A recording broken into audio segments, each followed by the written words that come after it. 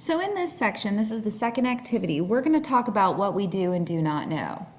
So at this point, your facilitator is going to show you a video on the mystery tube, or they may provide you with some mystery tubes to actually handle and work with. Either way, facilitators, if you want to go ahead and pause the video here and play that video and make sure that your participants have access to it after the first time that you play it, that way they can review the information and write down as many observations as they make.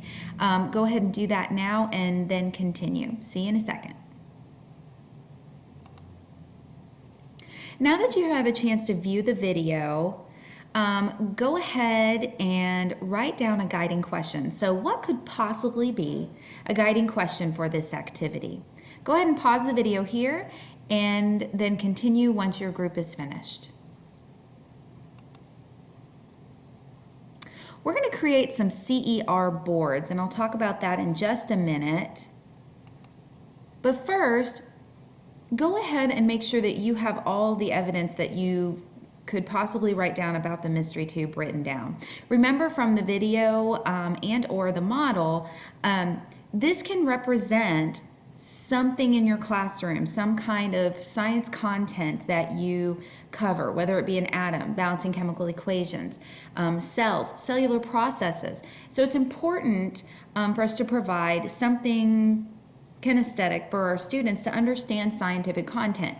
So as you are recording information and talking about that mystery tube, think about how this could work. Something like this might represent something in your classroom. So go ahead and pause the video here, finalize that information, and then continue. You're also going to build a claim. So what could be the claim for this mystery tube? You're going to pause the video here and allow participants to write down their claims. Remember, we don't use the word because in a claim. You're just writing down, I claim or I notice, and end it with a period. And that is it. Go ahead and pause the video here. Now we're going to create a model. You have your evidence of the original tube, whether it be by video or a model that you saw. Facilitators are going to pass out the supplies that you need in order to create your own model of what you think that tube is actually doing.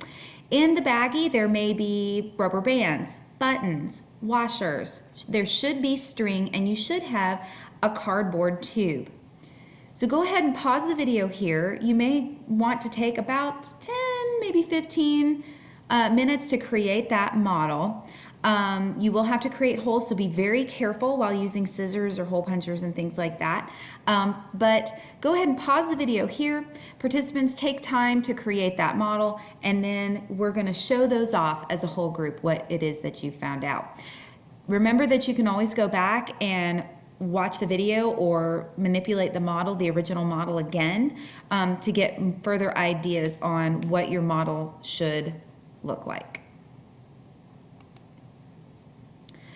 As you're creating your model, you're going to want to set up a CER board. So I'd said that I was going to talk about this, so here we go. All participants should have a piece of chart paper, and you're going to create this board. You can put it lengthwise or sideways. Just remember that if you go sideways with the chart paper, you are going to need a piece of tape, because we're going to post these and share these with the rest of the group. You should have a guiding question, which you've already created, your claim that you've already created, some evidence that you've already written down, and then finally, now we're going to talk about the reasoning.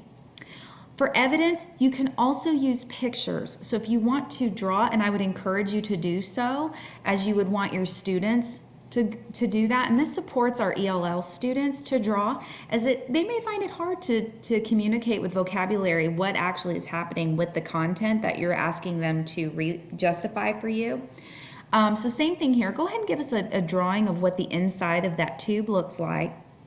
And facilitators, you're going to want to give your participants a few minutes to do that. Just pace yourselves as you feel needed, and then resume the video when you're done. Now we're going to do a gallery walk. So what you're going to want to do here with this activity, post your CER group board on the wall. You're going to go ahead and point to someone who's going to be your presenter. That's the teacher. So we've got talkers and we've got walkers. The talker is going to teach whoever comes around to the poster all about the process that they went through creating their model. The walkers are going to go around to each poster and listen to what the other teacher has and ask any questions. You might be surprised what other people do in order to model the science, quote unquote, the mystery tube that they learned about. So take a few minutes here to walk around and do that gallery walk, but just remember one person needs to remain at the poster to talk about the learning behind their CER group board. Go ahead and pause here. Here's our chance to reflect. If you have an Edmodo page that you would like to share on, please feel free to do that. We do that in most of our sessions through Region 10. If not, that's fine. You can go ahead and share in your mini ISN. But what you're going to do is we're going to repeat a little bit of what we've talked about already, but within the scope of this particular modeling of science. So you're going to pause the video here and reflect on these questions. What are the implications for you as a teacher?